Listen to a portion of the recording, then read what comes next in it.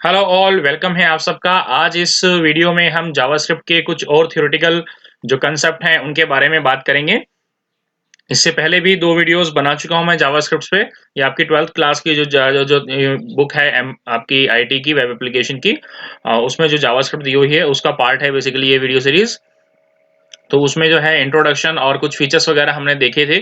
कुछ और theoretical concepts हैं जो आपको जानने ज़रूरी हैं, तो इसलिए मैं इसमें थोड़ा-सा और थ्योरी ऐड कर रहा हूँ। अगर आपने वो पहले वाले वीडियोज़ नहीं देखे हैं तो वो वीडियोज़ देख लेना और इस वीडियो को कंप्लीट एंड तक देखिएगा ताकि सारे जो भी बुक में जितने भी कंसेप्ट कवर किए गए हैं, वो आपको अच्छे से पता चल सकें। क्योंकि ये तो एग्ज़ाम के पॉइंट ऑफ व्यू से भी आपके और आपके नॉलेज के पॉइंट ऑफ व्यू से भी काफ़ी इम्पोर्टेंट है। स्टार्ट करते हैं पहले टॉपिक से, राइटिंग जावास्क्रिप्ट। जावास्क्रिप्ट कैसे लिखी जाती है? तो जावास्क्रिप्ट को जो है हम सिंपली एचटीएमएल के ही कोड के साथ एम्बेड करते हैं। बेसिकली एम्बेडिंग वर्ड यूज किया जाता है। हम अलग से भी लिख सकते हैं और एचटीएमएल का जो हमारा जो बेसिक एचटीएमएल पेज होता है उसके साथ भी हम इसको यूज करते हैं। तो इसके लिए जो है ब्राउजर ही इसको इंटरप्रेट करता है आपका। और ये आपके जो क्लाइंट का जो ब्राउजर या सिंपली वेब ब्राउजर जो होता है उसी के अंदर आपकी ट्रांसलेट या इंटरप्रेट होती है, यानी वही रन करती है ये बेसिकली। तो आपने कुछ पॉइंट्स हैं जो इसके साथ साथ रिमेंबर करने हैं आपके। सबसे पहला पॉइंट है that JavaScript code is case sensitive. Case sensitive का मतलब क्या होता है? केस सेंसिटिव का मतलब होता है कि आपके जो भी हम कोड लिखते हैं अगर वो कैपिटल लेटर्स में लिख रहे हैं और स्मॉल लेटर्स में लिख रहे हैं तो दोनों का अलग-अलग मीनिंग है। जो हमारी एचटीएमएल लैंग्वेज है ये केस इनसेंसिटिव है। एचटीएमएल लैंग्वेज में हम कोई भी कोड चाहे कैपिटल हम जो टैग्स हैं वो हम कैपिटल में लगाएँ या स्मॉल में लगाएँ कोई फ़र्क नहीं पड़ता है। बट यहाँ पर हमें इस चीज़ का ध्यान रखना है कि ये केस सेंसिटिव है। जो चीज़ स्मॉल में है वो स्मॉल में यूज़ करेंगे, जो हमारी कैपिटल्स में है वो कैपिटल्स में यूज़ करेंगे। तो कैपिटल में तो बहुत कम चीज़ें होती हैं। ज़्यादातर जो है आपको आपका स्मॉल लेटर में ही मिलता है। जैसे अगर हम 4 लिखते हैं, तो FOR 4 जो है वो आपका स्मॉल लेटर में लिखा जाता है। कैपिटल में अगर आप 4 यूज़ करेंगे, तो वो एक्सेप्टेबल नहीं होगा। ऐसे इफ जो है वो भी स्मॉल में ही लगाते हैं हम। तो अगर इसको भी हम कैपिटल में लिखेंगे, आपका सिंटैक्स के तौर पे इफ, तो ये भी आपका एक्सेप्टेबल नहीं होगा। तो यहाँ पर जो चीज़ आपकी स्मॉल लेटर्स में स्पेसिफाई की गई हैं, जो कीवर्ड्स आपके स्मॉल लेटर में है, वो आपके स्मॉल में ही यूज़ होंगे। और अगर हमने कोई वेरिएबल डिक्लेयर किया है किसी भी तरह का, तो वो आपका स्मॉल में अगर डिक्लेयर किया है, तो वो स्मॉल में यूज़ होगा, कैपिटल में डिक्लेयर किया है, तो वो कैपिटल में यूज़ होगा। तो ये दोनों अलग-अलग वेरिएबल होंगे, एक वेरिएबल नहीं होंगे। तो इसको बोलते हैं केस सेंसिटिव होना। दूसरा पॉइंट है white space between words and tabs are ignored. अगर हम कुछ लिखते हुए कोई टेक्स्ट लिखते हुए एक से ज़्यादा टैब स्पेस या टैब्स या स्पेस दे देते हैं, तो वो इग्नोर कर देता है। यानी अगर 4 के साथ आगे कुछ जो हमने सिंटैक्स लिखना है, उसमें हमने काफ़ी सारे स्पेस दे दिए तो वो इग्नोर हो जाता है, उससे कोई फ़र्क नहीं पड़ता है। इसके अलावा line breaks are ignored except within statement. हम पूरा का पूरा कोड एक सिंगल लाइन में भी लिख सकते हैं, लाइन ब्रेक नहीं भी देंगे तो भी चलेगा। हाँ, एक सिंगल स्टेटमेंट है, अगर वो बहुत लंबी हो रही है, तो उसमें हम लास्ट में स्लैश करके उसका जो नेक्स्ट का पार्ट है वो नीचे लिख सकते हैं, इतना अलाउड है हमें। इस चीज़ को हम प्रैक्टिकल जब करेंगे एक बार तब देख लेंगे। अदरवाइज़ इसमें हमारे पास 2 चीज़ें हैं, आपकी लाइन ब्रेक वाले रूल में कि हम जो है सारा का सारा कोड एक लाइन में भी लिख सकते हैं, यानी लाइन ब्रेक देना कोई ज़रूरी नहीं है। हम अपनी कन्वीनियंस के लिए जो है कोड को इस तरीके से ब्रेक कर लेते हैं एक-एक लाइन में एंटर प्रेस कर करके, ताकि वो हमें अच्छे से समझ में आए। अदरवाइज लाइन ब्रेक को ये जो है कंसीडर नहीं करता है। JavaScript statement and with semicolon, fourth point है बेसिकली। सेमीकोलन जो होते हैं आपके, वो आपको लास्ट में एंड में लगाना जरूरी है। आपके हर स्टेटमेंट के एंड में उसको ये टर्मिनेशन है कि हाँ भाई यहाँ हमारी स्टेटमेंट आपकी कंप्लीट हो गई है। इसके बाद बात करते हैं स्क्रिप्ट टैग की। जब हम अपने एचटीएमएल के अंदर कोड लिख रहे होते हैं तो हम वहाँ पर स्क्रिप्ट टैग यूज़ करते हैं। स्क्रिप्ट टैग यूज़ करने का तरीका ये बताया हुआ देखो, स्क्रिप्ट लिखेंगे, इसके अंदर हम लैंग्वेज बताएंगे कि हम जावास्क्रिप्ट यूज़ कर रहे हैं, और जो भी हमें अपना कोड लिखना है वो कोड लिख सकते हैं। स्टेटमेंट लिख के छोड़ दिया, ये एक लाइन का कोड भी हो सकता है, ये आपकी 10, 20, 50 लाइन का कोड भी हो सकता है, और लास्ट में हम स्क्रिप्ट टैग से इसको क्लोज कर देंगे। इसके बाद बताया हुआ है कि अगर हमें कोई वेरिएबल डिक्लेयर करना है या वेरिएबल बनाना है तो हम उसके लिए वेर कीवर्ड का यूज करते हैं। कैसे यूज करते हैं देख लेते हैं एक बार। जैसे यहाँ लिखा हुआ है हमारे पास वेर एक्स। वेर एक्स का मतलब क्या है? यहाँ पर हमने एक्स नाम से एक वेरिएबल डिक्लेयर कर दिया है, उसका कोई टाइप नहीं है, उसकी कोई फिलहाल वैल्यू नहीं असाइन की गई है। तो यहाँ कह रहा है डिफाइन वेरिएबल एक्स कर रहा है ये, although no value is assign to its default. इसमें बाय डिफॉल्ट कोई वैल्यू असाइन नहीं की गई। दूसरा एग्जांपल जो लिया है इसमें, एक y नाम से वेरिएबल लिया है हमने जिसकी वैल्यू हमने 2 असाइन की है यहाँ पर। एंड इसमें ये कह रहा है जो हमने ये डबल स्लैश लगाए हुए हैं, इसका मतलब है कि ये पूरी की पूरी स्टेटमेंट जो है आपकी, ये आपका ब्राउज़र रीड नहीं करेगा, क्योंकि ये हमने कमेंट बना दिया है, कमेंट बोलते हैं इसमें।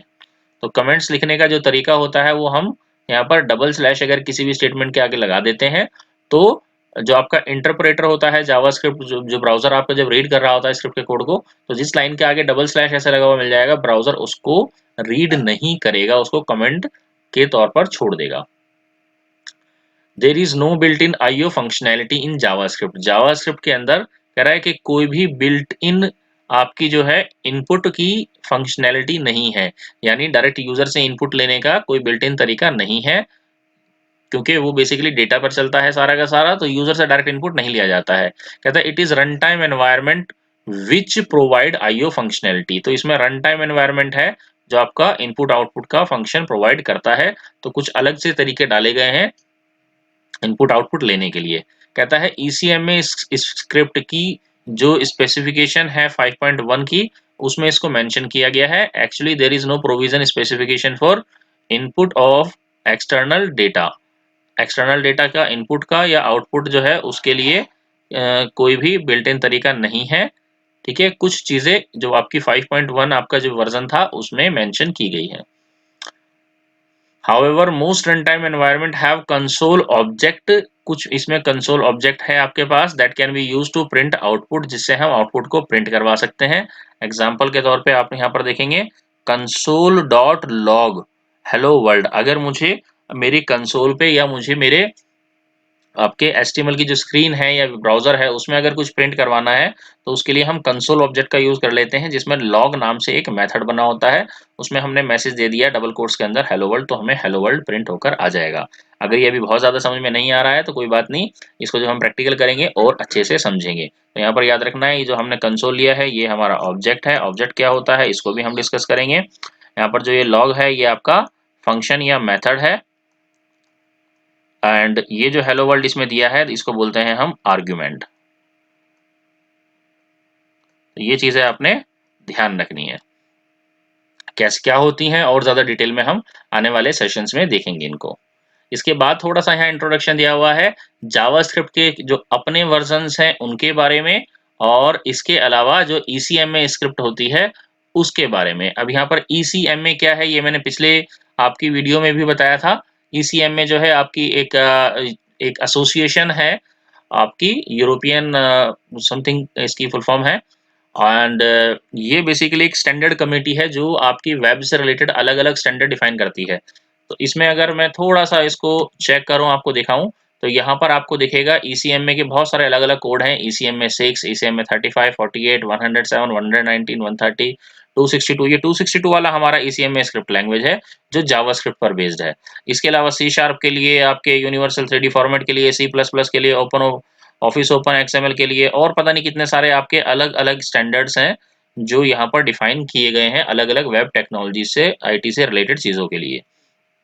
तो इस स्टैंडर्ड कमेटी का काम ही है, जो भी इसके पास कोई रिक्वेस्ट आती है किसी तरह की स्टैंडर्ड की, तो ये उनको रिव्यू करते हैं, उसमें से बताते हैं फाइनल क्या एक्सेप्ट हुआ, जिसको एज अ स्टैंडर्ड एक्सेप्ट किया जाएगा। जो कोई भी टेक्नोलॉजी आती है तो वो आपकी जो है कुछ आपके यहाँ पर अपने पेपर सबमिट करती हैं और ये उसको एक्सेप्ट या रिजेक्ट करके स्टैंडर्ड में डिफाइन करती हैं। ये आपका जो है लास्ट जो है उसका अभी फिलहाल 10th एडिशन चल रहा है। ये उसकी ऑफिशियल वेबसाइट है ecmainternational.org, जहां आप ecma 262 के बारे में पूरा थोरली यहाँ पर पढ़ सकते हैं। इसमें टाइम के साथ, एडिशंस के साथ क्या क्या नए चेंजेस हुए, क्या क्या नए डेटा टाइप्स डिफाइन किए गए हैं जो पहले के आपके वर्जन्स में नहीं थे, वो सब यहाँ पर प्रेजेंट है। और बहुत सारी चीजें हैं जो आप यहाँ से पढ़ सकते हैं। जैसे यहाँ पर आप अगर देखेंगे तो टाइप्स में जो है आपके पास क्या क्या टाइप्स हैं वो सब यहाँ पर बताए हुए हैं। ये सब आपके डेफिनेशन है, टर्म्स हैं जो इसमें यूज की जाती हैं। तो यहाँ से आप बहुत सारी पूरी डॉक्यूमेंट प्रॉपर यहाँ से जो है इसको थोरो कर सकते हैं। इसके अलावा वापस चलते हैं हमारे बुक के अंदर। यहाँ पर यही चीज़ बताई हुई है कि जावास्क्रिप्ट 1.1 जो है वो आपके ईसीएमए का जो एडिशन 1 था उसके इक्विवेलेंट था, यानी उसको एक्सेप्ट किया गया था। ऐसे ही 1.2 जो वर्जन आया तो उसको आपका जो है एक्सेप्ट किया गया। ECMA 2 was not compatible with 1.2 released. JavaScript 1.2 is not fully compatible ECMA 262 edition 1। ठीक है, वो इसमें एक्सेप्टेबल नहीं था। तो उसमें सब कह सकते हैं कि थोड़े से और कुछ सब स्टैंडर्ड क्रिएट किए गए। कहता है Netscape develop additional feature in 1.2, उसने 1.2 के अंदर कुछ एडिशनल फीचर्स डाले that were not considered for ECMA से 262, तो उसको एक्सेप्ट नहीं किया गया। कहता है ऐसी ECM में 262 adds to new feature, internationalization using Unicode, Unicode के थ्रू कैसे उसको एक्सेप्ट करेंगे, and uniform behaviour across all platform पर कैसे चलेगा वो, इन सब के लिए उसने स्टैंडर्ड डिफाइन किया। Several features of JavaScript 1.2 such as date object were platform independent and used platform specific behaviour, तो वो प्लेटफॉर्म स्पेसिफिक थे तो इनको एक्सेप्ट नहीं किया गया। फिर जावास्क्रिप्ट का जो 1.3 वर्जन आया तो वो फुली कंपैटिबल था। उसके बाद ECM में 262 एडिशन जो आपका एडिशन 1 था, और 1.3 जो था वो रिजॉल्व कर देता था जो पहले प्रॉब्लम्स 1.2 में आई थी। इसी तरीके से 1.3 आया आपका, वो भी आपके एडिशन 1 से कंपैटिबल था। फिर 1.4 आया तो वो भी आपका ECM में एडिशन 1 था से कंपैटिबल था। फिर 1.5 आया तो वो आपका एडिशन 3 उन्होंने जो आप कह लीजिए कि स्टैंडर्ड की कंडीशन बनाई थी तो वो एक्सेप्टेबल थी। तो ऐसे ही आपके जावास्क्रिप्ट के वर्जन भी अपग्रेड होते गए, और ECMA का जो है वो आपका जो वर्जन था वो भी आपका स्टैंडर्ड का चेंज होता है। अभी जो है लेटेस्ट वो आपका 10 है, जो आप उसकी स्पेसिफिकेशन पढ़ सकते हो। बहुत सारे चेंजेस हुए हैं, जैसे अभी हमने पीछे एग्जांपल में देखा था कि हमने वेर कीवर्ड का यूज करके जो है बेसिकली अपना वेरिएबल बनाया था। तो एक इसका कांस्टेंट करके भी आपका कीवर्ड है जिससे आप बना सकते हो। एक लेट है, ये बाद में इंट्रोड्यूस की गए, पहले आपका जब जो था स्टार्टिंग में ये आपके अलाउड नहीं थे, ये थे ही नहीं, आपके एग्जिस्ट ही नहीं करते थे। तो बाद में जैसे जैसे लैंग्वेज में चेंजेस आते गए तो स्टैंडर्ड के अकॉर्डिंग इनको जो है नए रूल्स अलाउ किए गए। इसके बाद बात करते हैं, थोड़ा सा और थ्योरेटिकल पोर्शन है जावास्क्रिप्ट क्यों यूज करते हैं, और कुछ फीचर्स हैं। तो ये पूरी एंड तक देखनी है आपने, पूरा पूरा जो है थ्योरेटिकल पोर्शन कवर करने के लिए मैं इसको कोशिश करूंगा जितना हो सके कॉम्पैक्ट आपको कंसाइज करके बता सकूं, बट आपने पूरी वीडियो एंड तक देखनी है कंप्लीट आपको सिलेबस कवर करने के लिए। कहता है JavaScript is a simple scripting language invented specifically to for use in web browser. Web browser में यूज करने के लिए ही इसको स्पेसिफिकली बनाया गया था, to make website more dynamic, इसको डायनेमिक बनाने के लिए। तो डायनेमिक वेबसाइट्स क्या होती हैं पिछले वीडियोस में भी मैंने समझाया था, तो यहाँ पर और दोबारा से बता रहा है। HTML is capable of outputting more or less static web pages. तो जो आपकी HTML की कैपेसिटी है वो सिर्फ और सिर्फ स्टैटिक वेब पेजेस बना सकता है। क्या होता है स्टैटिक पेजेस, कहता है वंस यू लोड देम, एक बार आप उनको लोड कीजिए, योर व्यू डजंट चेंज, आपका व्यू चेंज नहीं होगा much until you click on the link, जब तक आप किसी पेज पर के लिंक पर क्लिक नहीं करेंगे, दूसरे पेज पर नहीं जाएंगे, आपका व्यू चेंज नहीं होगा, वही कंटेंट रहेंगे। To go to the new page, कहता है adding JavaScript to your code, JavaScript code आपको क्या अलाउ करता है, allow you to change how the document looks completely, आपका डॉक्यूमेंट कैसा दिखेगा, फ्रॉम चेंजिंग टेक्स्ट, टेक्स्ट कैसे चेंज हो सकता है, कलर कैसे चेंज हो सकते हैं आपके, और बाकी सब चीजें जो ड्रॉप डाउन लिस्ट वगैरह कंटेंट कैसे आते हैं, ये सब हम जावास्क्रिप्ट से कंट्रोल कर सकते हैं। आपका HTML जो है वो या तो कंटेंट ही चेंज कर देगा, बट यहाँ पर आप कंटेंट फॉर्मेटिंग वो डायनेमिक लेवल पे, रन टाइम लेवल पर, यानी नए पेज लोड किए बगैर भी आप चेंज कर सकते हैं जावास्क्रिप्ट की हेल्प से। इसके बाद बात करता है JavaScript is a client side language, JavaScript जो है वो क्लाइंट साइड पे है, ये काफी इंपॉर्टेंट है। Which means all action occurs on clients side, यानी क्लाइंट की साइड ब्राउजर पर ही चलता है सारा प्रोग्राम। इससे बेनिफिट क्या होता है, तो कहता है that means no trip to the server are required for JavaScript, JavaScript के लिए सर्वर पर ट्रिप करने यानी सर्वर पर जाने की जरूरत नहीं है, वेब सर्वर पर जहां पर आपकी वेबसाइट होस्ट है। To kick into the operation, operation perform करने के लिए सर्वर जाने की जरूरत नहीं है। Which would slow down the process enormously, तो जब आपकी एक साथ बहुत सारी रिक्वेस्ट जाएंगी तो सर्वर क्या होगा, स्लो जाएगा, तो वो स्लो होने से बचा लेता है उसको। कहता है JavaScript operations are usually performed instantly, तो जावास्क्रिप्ट के जो भी ऑपरेशन है वो जल्दी परफॉर्म हो जाते हैं। In fact, JavaScript is often used to perform operations that would otherwise income पर द सर्वर, तो सर्वर पर जो काम मुश्किल होते हैं वो काम यहाँ पर जल्दी परफॉर्म हो जाते हैं। लाइक फॉर्म इनपुट वैलिडेशन, ये काफी इंपॉर्टेंट है, ये पहले भी कई बार आपका जो है इसके बारे में आ चुका है। इनपुट फॉर्म वैलिडेशन जैसा काम जो है वो आपका सर्वर पर जाएगा, फिर उसमें फॉर्म में जो डेटा है वो वैलिड है नहीं है वो वैलिडेट होगा, तो इससे बेटर है कि हम उसको ब्राउजर पर ही आपका वैलिडेट कर लेते हैं। कहता है this distribution of work to relatively quick client side speed, तो इससे क्लाइंट साइड की जो सर्विस है वो आपकी बढ़ जाती है, स्पीड हो जाती है, स्पीड तेज हो जाती है आपकी, ओवरऑल काम जल्दी हो जाता है। कहता है JavaScript is integrated into browsing environment, browsing environment यानी आपके ब्राउजर में ही आपका रन होता है, उसी में इंटीग्रेट होता है। Which means they can get information about the browsers, browser की सारी इन्फॉर्मेशन के पास होती है, एंड HTML पेजेस की सारी इन्फॉर्मेशन उनके पास होती है, उनको मॉडिफाई कर सकते हैं इन्फॉर्मेशन को, thus changing how the things are presented on your screen। तो ओवरऑल जो है आपकी स्क्रीन पे क्या नजर आएगा, कैसा नजर आएगा, वो सभी वो कंट्रोल कर सकते हैं। कहता है this access to information give JavaScript great power to modify the browsers experience. तो ब्राउजिंग एक्सपीरियंस को ओवरऑल भी चेंज करने की पावर रखता है।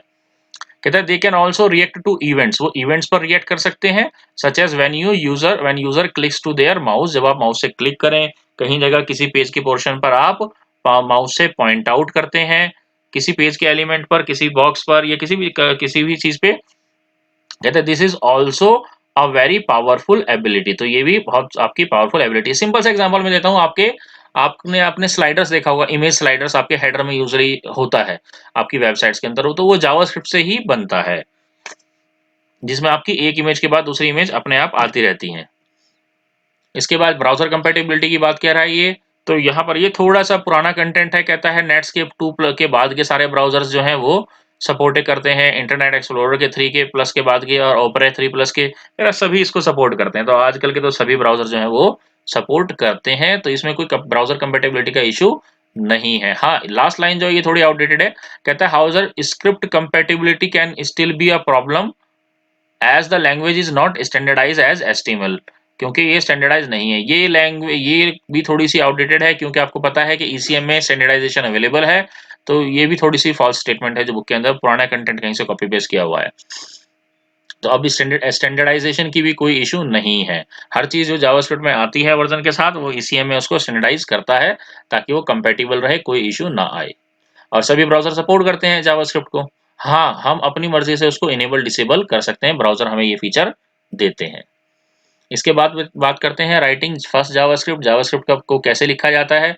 तो जावास्क्रिप्ट को हम सबसे सिंपली आपका जो है ये स्क्रिप्ट टैग लगाते हैं, उसमें हम टाइप बता सकते हैं यहाँ पर कि हम जावास्क्रिप्ट लिख रहे हैं। टैग स्लैश जावास्क्रिप्ट ये तरीका है, स्टैंडर्ड तरीका है लिखने का, क्योंकि और भी कई सारी स्क्रिप्टिंग है जो हम इसमें कर सकते हैं अलग-अलग तरह की। तो हम अगर बता देंगे तो जो भी उसको प्रोग्राम रीड कर रहा है उसको पता होगा कि वो किस तरह की आपकी स्क्रिप्ट को रीड कर रहे हैं। इसके बाद यहाँ पर जैसे हमने पिछले प्रोग्राम में कंसोल डॉट लॉग देखा था, ऐसे ये हमारे पास एक और मेथड है आपका डॉक्यूमेंट डॉट राइट। इसके थ्रू भी हम जो है कोई भी मैसेज प्रिंट करवा सकते हैं अपने ब्राउजर में। तो इसमें यहाँ पर डॉक्यूमेंट जो है ये भी आपका क्या है, एक ऑब्जेक्ट है, और इसमें आपके जो राइट है ये आपका क्या है, ये उसका मेथड है। मेथड कहिए इसको या फंक्शन कीजिए कहिए, एक ही बात होती है। तो डॉक्यूमेंट ऑब्जेक्ट के राइट मेथड के अंदर हमने आर्गुमेंट पास किया हेलो वर्ल्ड। ये आई लगाने का मतलब हो गया इसमें हम इटैलिक, जो ये HTML का पार्ट है बेसिकली, तो आई से ये इटैलिक फॉर्म में नजर आएगा। इस तरीके से यूज किया है यहाँ पर। ये डबल स्लैश जो लगाए हैं ये आपके कमेंट हैं, और स्क्रिप्ट टैग क्लोज कर दिया है यहाँ पर। इसमें एक चीज और एक्स्ट्रा लगाई है, ये वाला जो पार्ट है ये जो है आपका, ये हमारा HTML के कमेंट्स हैं। HTML के जैसे हम जावास्क्रिप्ट में कमेंट लगाते हैं ऐसे ही HTML में भी कमेंट लगाते हैं, तो उसका ये फॉर्मेट होता है। इसको लगाने का रीजन ये था कि स्टार्टिंग में काफी ब्राउजर थे जो जावास्क्रिप्ट को सपोर्ट नहीं करते थे, तो वो उसको जो है आपके कमेंट समझ के छोड़ देते थे। तो ये बेसिकली उनके लिए था, ये इसको क्लोज नहीं किया इसने। अदरवाइज इसको आप इस तरीके से क्लोज भी कर दें तो बेटर रहेगा। ये क्लोजिंग का तरीका है इसका, डबल स्लैश और ये आपका ब्रैकेट लगाकर आप इसको जो है बंद कर सकते हैं। यहाँ पर लगाना जरूरी था, ये मिसप्रिंट है शायद, तो इसको हम ऐसे जो है क्लोज भी करेंगे। तो इस तरीके से लगाया जाता है। अब अगर हम इस चीज को नहीं भी लगाएंगे तो भी कोई इशू नहीं है, क्योंकि सभी ब्राउज़र जो है वो ब्राउज़र सपोर्ट करते हैं। हाँ, ऐसा कर सकते हैं कि आप किसी ने हो सकता है जावास्क्रिप्ट का कोड डिसेबल किया हुआ है, तो उसके लिए आप लगा सकते हैं क्योंकि वो रन ही नहीं करेगा। तो ये आपका एक स्टैंडर्ड तरीका है जावास्क्रिप्टिंग का कोड लिखने का। कहता है when you place that in your code text hello world will appear. एक हेलो वर्ल्ड नाम से एक टेक्स्ट जो है वो आपका अपीयर होगा आपकी स्क्रीन पे, जहां पर भी आप इसको अप्लाई करेंगे। इसको अप्लाई हम अपने नेक्स्ट एग्जांपल्स जो प्रैक्टिकल करेंगे उनमें करके देखेंगे। Script tag encloses any script code you want to use. उसी चीज को थोड़ा सा एक्सप्लेन किया जो हमने पीछे भी एग्जांपल देखा था। स्क्रिप्ट टैग के अंदर इनक्लोज करते हैं the type attribute which we have alert browsers to, किस टाइप का वो है वही चीज बताई हुई है, इंटरप्रेट करने में आसानी रहे ताकि। और कमेंट बताए हुए हमने क्यों लगाए थे, जो मैंने अभी आपको बताया कि कमेंट लगाने का रीजन यही है कि जो ओल्ड ब्राउजर्स हैं जो आपके सपोर्ट नहीं करते हैं उसको, वो उसको इग्नोर कर दें जावास्क्रिप्ट के कोड को। तो यही पर्पज था बेसिकली इसमें। जो टू फॉरवर्ड स्लैशेस हैं बेसिकली वो हमारे जावास्क्रिप्ट का कमेंट है, वो हम अपने एडिशनली कोई भी जो कमेंट लिखना चाहते हैं उसके लिए लिख सकते हैं। अगर आप को कोई कन्फ्यूज़न है कमेंट्स क्यों देते हैं, तो उसका भी रीज़न हम आगे जब प्रैक्टिकल करेंगे मैं उसमें थोड़ा-सा और एक्सप्लेन कर दूँगा कि हम कमेंट्स का यूज़ क्यों करते हैं। अभी तो आपको समझाने के लिए कि कोई कोड किस लिए लिखा गया है, उसके लिए कमेंट होता है और भी कुछ रीज़न्स होते हैं जिस वजह से हम कमेंट्स का यूज़ करते हैं। कमेंट का सिंपल सा फीचर ये है कि जहाँ हमने किसी भी स्टेटमेंट के आगे डबल स्लैश लगा दिया, उसे कमेंट बना दिया, तो ब्राउज़र या जो भी आपका इंटरप्रेटर है वो उसको रीड नहीं करेगा, वो सिर्फ़ हमारे पढ़ने के लिए है, उसको जो है आउटपुट में नहीं आएगा, वो रिफ्लेक्ट नहीं करेगा। इसके बाद है एक्सटर्नल स्क्रिप्ट। स्क्रिप्ट लिखने के 2 तरीके हैं, हम एचटीएमएल के अंदर भी एम्बेड कर सकते हैं और अलग से एक .js करके फाइल भी बना सकते हैं और उसके अंदर भी हम अपनी स्क्रिप्ट लिख सकते हैं। कहता है to import script from external JavaScript file, save the code in text file with JS extension. JS extension से उसको सेव कर लीजिए जो भी आपको कोड लिखना है, विदाउट द स्क्रिप्ट टैग, उसमें स्क्रिप्ट टैग देने की ज़रूरत नहीं होती है। कहता है in this case the code would just be document dot right, जो भी आपका कोड है वो डायरेक्टली रन कर सकता है, उसमें आपको जो है सिर्फ अपने HTML के अंदर उसको इंपोर्ट करना पड़ेगा, वहां पर आपको सोर्स बताना पड़ेगा। ये हम हेड टैग के अंदर लगाते हैं बेसिकली, जिसमें हम अपनी फाइल की रेफरेंस दे देते हैं। तो जो भी आपका कोड होगा वो डायरेक्टली यहाँ से कॉल हो जाता है। तो ये तरीका बताया हुआ है कि आपने पहले अपना स्क्रिप्ट जो है वो डिफाइन कर ली और उसको कॉल कर लिया। तो इसको भी हम जब प्रैक्टिकल करेंगे तो एक बार देखेंगे। इसमें बताया हुआ है कि वही सेम जो चीज़ मैं पहले बता चुका हूँ, आपके डॉक्यूमेंट जो है वो एक ऑब्जेक्ट है जिसके अंदर एक मेथड है राइट नाम से, जो आपके पेज के ऊपर कंटेंट डाल सकता है। कंटेंट आपका जो आपने मैसेज देना है, सम टेक्स्ट पेज डॉक्यूमेंट जो भी हम यूज कर सकते हैं। कहता था text inside the double quotes calling string, जो हम डबल कोट्स के अंदर लिखते हैं उसको स्ट्रिंग बोलते हैं, जो हम टेक्स्ट बोल देते हैं उसको यहाँ पर प्रोग्रामिंग लैंग्वेज में स्ट्रिंग बोला जाता है। कहता this string will be added to the page, वो पेज पे ऐड हो जाएगी जो आपकी नजर आएगी। To use the object method properties we use object name dot, object name के बाद एक डॉट लगाते हैं अगर हमें किसी ऑब्जेक्ट की कोई प्रॉपर्टी या कोई मेथड यूज करना होता है। ऑब्जेक्ट के नेम के बाद जो है अगर डबल ये आपके ब्रैकेट्स इस तरीके से लगे हुए हैं यानी वो मेथड है, और ब्रैकेट नहीं लगे हैं तो इसका मतलब वो प्रॉपर्टी है। जब ऑब्जेक्ट ज़्यादा डिटेल में डिस्कस करेंगे तब इस बारे में हम और ज़्यादा बात करेंगे कि ये सब चीज़ें क्या होती हैं, कैसे यूज़ करते हैं। इसके अलावा भी कुछ वीडियोस हैं जो मैंने ऑब्जेक्ट्स पर पहले भी बनाई हुई हैं, मैं उनका लिंक भी शेयर कर दूंगा यहाँ ऊपर, तो आप वहां से भी उनको थोड़ा सा और गो थ्रू कर सकते हैं और इसके अलावा आगे और ज़्यादा डिटेल में भी मैं बनाऊंगा। तो ये आपका सैंपल कोड है, जिस तरीके से इसमें डॉक्यूमेंट डॉट राइट 2 बार यूज़ किया है, 2 बार इसमें लगाया है, 2 अलग-अलग स्टेटमेंट जो है वो प्रिंट करवाई हैं। एक मेन टाइटल प्रिंट करवाया है और दूसरी आपकी बॉडी डिफाइन की है, उसमें अलाइन राइट राइट बताया। तो इसमें हम एचटीएमएल के टैग भी यूज़ कर रहे हैं और नॉर्मल टेक्स्ट भी यूज़ कर रहे हैं। कहता है note when quoting attribute values we have to use single quotes. कह रहा है कि हमें सिंगल कोट्स यूज़ करने चाहिए जब हम कोई एट्रीब्यूट यूज़ कर रहे हैं, डबल कोट्स नहीं यूज करने चाहिए जैसे यहाँ राइट में किया हुआ है, क्योंकि अगर हम यहाँ पर भी डबल कोट्स लगा देंगे तो ये वाला डबल कोट यहाँ क्लोज हो जाएगा जो कंफ्यूजन क्रिएट कर देगा। तो एक बार फिर यहाँ भी हो जाएगा तो ये वाला कंटेंट जो है वो आपका एक एरर देना शुरू कर देगा। तो अगर हम डबल कोट्स के अंदर डबल कोट्स लगाएंगे तो वो ठीक नहीं रहेगा, एरर दे सकता है वो आपको। Next is how to save and run program JavaScript. कैसे सेव करेंगे, सिंपल है, जैसे हम एचटीएमएल के कोड को चलाते हैं वैसे ही सेम चलाएंगे। हमें जावास्क्रिप्ट का अगर अलग से प्रोग्राम बनाया है तो वो अलग से रन नहीं करना है, सिर्फ उसे एचटीएमएल पेज के अंदर कॉल कर लेना है अपनी सोर्स फाइल बताकर, और हमने एचटीएमएल फाइल को ही रन करते हैं हम ब्राउजर के अंदर। जो इसमें स्टेप दिए हुए हैं सिंपली देख लीजिए। Open any editor like Notepad and write the program, Notepad खोलिए उसमें राइट कीजिए program. Save the program in a file with dot HTML extension, HTML के साथ उसको एक्सटेंशन लगा के सेव कर देंगे अपनी एक प्रॉपर फोल्डर में या सब फोल्डर के अंदर कहीं पर भी जहाँ पे आपको सेव करना है। Open the web browser like internet explorer और मोजिला फायरफॉक्स, जो भी आपके पास ब्राउजर अवेलेबल है वो ओपन करेंगे, उसके अंदर उस फाइल को ओपन करेंगे और रन करेंगे, दैट्स इट। रन क्या करना, ओपन जैसे ही करेंगे वो फाइल आपकी एग्जीक्यूट हो जाएगी, जो भी उसका एग्जैक्ट पाथ होगा वो देना है बस आपने, इसमें और किसी भी चीज की जरूरत नहीं होती है। कहता है where a C drive Java is a folder name, ये आपका लोकेशन बता रहा है कि जावा हो सकता है आपने इस तरह से बनाया हो, जरूरी नहीं है आपका जो भी पाथ है, आपने जस्ट उसको ओपन कर लेना है जैसे हम किसी नॉर्मल फाइल को ओपन करते हैं।